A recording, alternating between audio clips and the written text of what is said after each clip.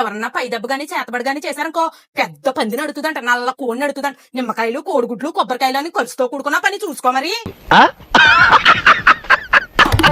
ఈ అదోముండాకి కావు కావని నా కొంపకాడే ఏడుతుంది, నా కొంపకాడే ఏడుతుంది. ఏ పక్క నుంచి ఏ తోగు వస్తుందో, ఏ చెడు వారు తినాలా అని భయం వేసేస్తుంది బాబా. మా ఐదారు పిల్లి నేను ఊరెళ్ళినప్పుడు ఏది రావాలా, అందులోని నల్ల పిల్లి కుసేపు కాళ్ళు కడుక్కొని కూర్చొని వెళ్ళాలమ్మా. ఎల్లారగట్లే కుక్క మా ఇదిలో తెగేడ్చేసిందమ్మా. ఏ యమదూతలన్నా వచ్చారో, ఏ గాళ్ళు దూళ్ళన్నా కనిపించినాయో, ఎవరికన్నా చావు దగ్గర పడలేనట్టుంది, వెళ్ళిపోయి ఉంటారు దూతలు. తాడి చెట్టు కిందది నేడా కాదు, తగులుకున్నోడల్లా మొగుడు కాదన్నట్టు నీకు ఇదేం పోయే కాలమే. చూసావా, బల్లి కూడా సత్యం పలుకుతుంది. దీన్ని ఊళ్ళో చెలేసేయండి రా ముందు. సొమ్మా అని మా పిల్లోడు పెళ్లి కార్డులు పంచి పెడతాకి వెళ్తుంటే ఈ సీన్ గాడేటమ్మా తెగ తుమ్మేస్తున్నాడు. ఊళ్ళో వాళ్ళు శుభకార్యాలు చేసుకోద్దా? ఎవరికో ఈ భూమి మీద నూకలైపోయినట్టున్నాయి. పొద్దు నుంచి తీటు పెట్టి తెగరిసేస్తుందమ్మా. ఎవరింట్లో చెడు వారు తినాలో, ఎవరికి మూడిపోయిందో. అయ్యయ్యో గుండెకి జారిపోతుందటి. చుట్టాలుగానే వస్తారేమో. ఒరే పిల్లడా, కొట్టుకాడికి వెళ్ళి ఆటోసి దింకకాయ ఒకటిరా, మళ్ళీ ఆ చుట్టాలు ఒకటే తెత్తాకుండా.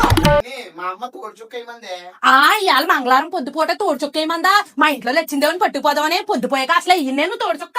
వెంకటేశ్వరమయ్య ఇవాళ అమావాస్య ఆదివారం సాయంత్రం పూట ఎక్కడికే బయలుదేరో. దిష్టి తీసి కోడిగుడ్లు నిమ్మకాయలు పడేస్తారు రోడ్డు మీద. ఇక అంత ఉక్కవనుకో వాళ్ళని వదులుకున్నాయి, నిన్ను పట్టుకుంటాయి చూసుకోమని. లక్ష్మి ఇవాళ శుక్రవారం పూట మా ఇంటికి తెల్లగొట్ల గోపు వచ్చిందే. లక్ష్మీదేవి కూడా వచ్చేస్తుందేమో. మా ఆయన్ని ఎకరం పొలం చూడమంటాను. ఏ చెప్పినా దున్నపోతు మీద వాన కురిసినట్టే. ఈ అమాసంట 10 సంవత్సరాలకు ఒకసారి వచ్చే అమాసంట. ఎవరన్నా పై దెబ్బ గాని చేతబడి గాని చేశారనుకో పెద్ద పందిని అడుగుతుందంట, నల్ల కోడిని అడుగుతుందంట. నిమ్మకాయలు, కోడిగుడ్లు, కొబ్బరికాయలు అని ఖర్చుతో కూడుకున్న పని చూసుకో మరి. మన పూర్వీకులకి వైద్య సేవలు అందుబాటులో లేని సమయంలో ఎలాంటి వ్యాధులు వచ్చినా ఆకుపసరలతోనే వైద్యం చేసుకునేవారు. పిట్ట తుర్రుమన్న మనిషి ఎదురొచ్చినా మంచి చెడుగా భావించేవారు. అలాగే మనం ఇప్పుడు 21వ శతాబ్దంలో ఉన్నాం. అన్ని రకాల వైద్య సేవలు మనకు అందుబాటులో ఉన్నాయి. ఇలాంటి మూఢనమ్మకాలు వదిలి ఆదర్శవంతంగా జీవితం.